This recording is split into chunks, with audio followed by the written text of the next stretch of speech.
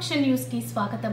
రాయచోటికి pension పంపిణీ కార్యక్రమానికి విచ్చేయుచున్న ఆంధ్రప్రదేశ్ రాష్ట్ర ముఖ్యమంత్రి నారా చంద్రబాబు నాయుడుకి స్వాగత సుమాంజలి తెలియజేసిన రాజంపేట తెలుగు యువత ఉపాధ్యక్షులు చంద్రగిరి మనోజ్ కుమార్ అనంతరం ప్రస్తుతం కూటమి పరిపాలన గురించి ప్రసంగించారు.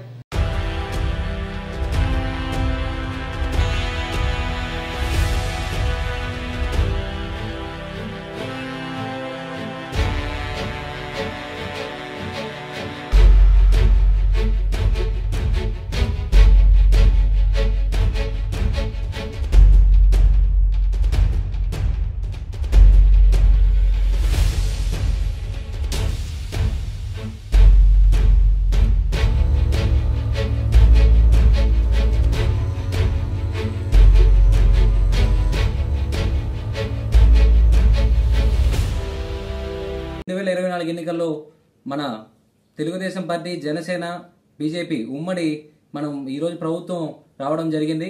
ఆనాటి నుంచి ఈ రోజు వరకు కూడా ప్రజలకి ప్రతి ఒక్క సంక్షేమ కార్యక్రమాన్ని తీసుకొస్తున్నారు.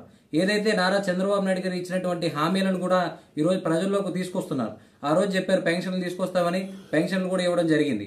అదేవిధంగా ప్రతి ఒక్కరికి కూడా ప్రతి ఒక్క బడుగు బలహీన వర్గాలకి, ఎస్సీ, ఎస్టీ, బీసీ మైనారిటీలకు కూడా వాళ్ళకి ప్రాధాన్యత ఇస్తూ ప్రతి ఒక్కరిని దృష్టిలో ఉంచుకుని వాళ్ళకి ఈరోజు మంచి చేస్తున్నటువంటి ఏకైక ప్రభుత్వం ఏదైనా ఉంది అంటే అది మన కూటమి ప్రభుత్వం అని చెప్పి ఈ సందర్భంగా తెలియజేస్తున్నాను.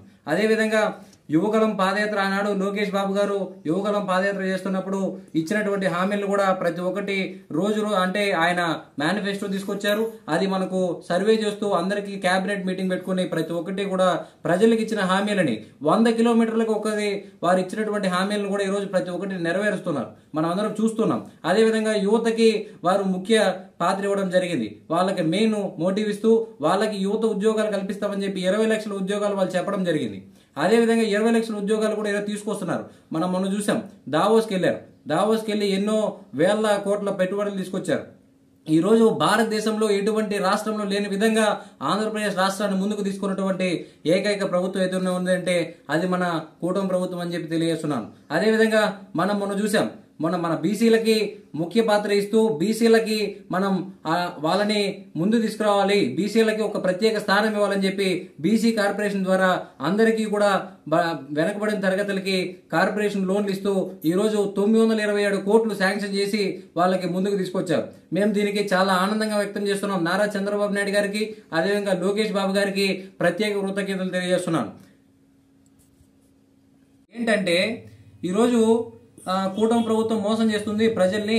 ఆ రోజు ఒక హామీలు ఇచ్చి ఈరోజు నెరవేర్చలేదు అని చెప్పి ప్రతి ఒక్కరు బయట వచ్చి చెప్తున్నారు. నేను ఒకటే ప్రశ్నిస్తున్నా, జగన్మోహన్ రెడ్డి గారు 2019 నుండి 2024 వరకు మీరు ప్రభుత్వంలో ఉన్నారు. ఏం అమలు చేశారు? మీరు ఇచ్చిన హామీలు లేదు.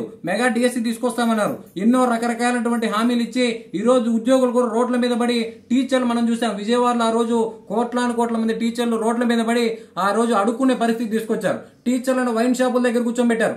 మీరా మాట్లాడుతుంది. ఈ రోజు నారా చంద్రబాబు నాయుడు గారు ఇచ్చిన హామీలు నెరవేరుస్తున్నారు. దీపం పథకం కింద 3 సిలిండర్లు ఉచితంగా వాళ్ళు ఇచ్చారు. అదేవిధంగా అన్న క్యాంటీన్లు తీసుకొచ్చారు. ఫ్రీ బస్సు పథకాన్ని ఈరోజు అదేవిధంగా ఒక ప్రత్యేక బృందాన్ని మంత్రులను వేసి మన పక్క రాష్ట్రాల కర్ణాటక కూడా పంపించి వాళ్ళని సర్వే చేసి ప్రజలకు ఏ విధంగా మంచి చేయాలని చెప్పి వారు నిమిషం రాత్రింబగళ్ళు వాళ్ళు కష్టపడుతున్నారు.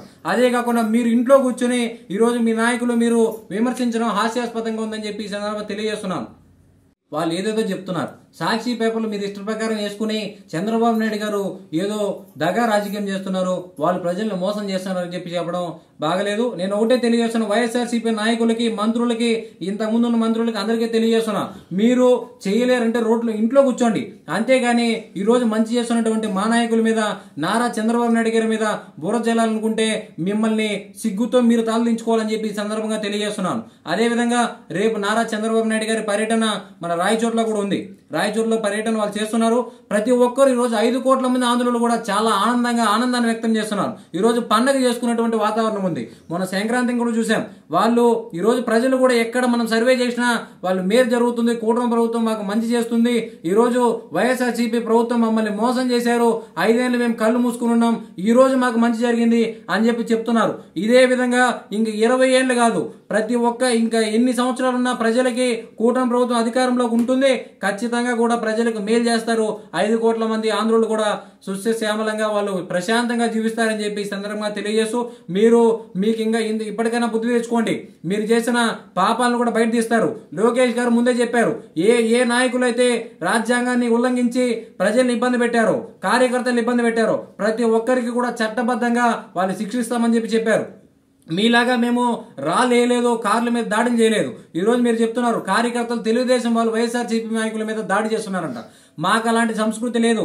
మేము చంద్రబాబు నాయుడు గారి అధ్యక్షతను ఉన్నాం. మా నాయకుడు మాకు అహింస మార్గంలో వెళ్ళడం నేర్పించారు. హింసని ఈ రోజు వాళ్ళు ప్రోత్సహించలేదు. ఒకటే తెలియజేస్తున్నా, మీకు చట్టరీత్యంగా మిమ్మల్ని శిక్షిస్తారు.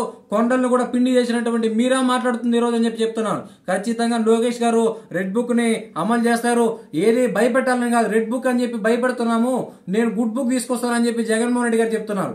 మీరు గుడ్ బుక్ కాదు, ఎన్ని బుక్కులు తీసుకొచ్చినా మీరు ఇంట్లో కూర్చోవాలని చెప్పి ఈ సందర్భంగా తెలియజేస్తూ ప్రతి ఒక్కరికి న్యాయం చేకూరుతుందని చెప్పి కూటమి ప్రభుత్వాన్ని ముందుకు తీసుకెళ్తారు. ఇచ్చిన హామీలు ఇంకా ప్రతి ఒక్కటి కూడా నెరవేరుస్తారు. విద్యా కానుకని చెప్పారు, అది కూడా ఇస్తారు. అమ్మఒడి తీసుకొస్తారు. ప్రతి ఒక్కటి కూడా ప్రజలకు అందిస్తారని చెప్పి ఈ సందర్భంగా తెలియజేసుకుంటూ సెలవు తీసుకుంటున్నాను. జై హింద్, జై తెలుగుదేశం.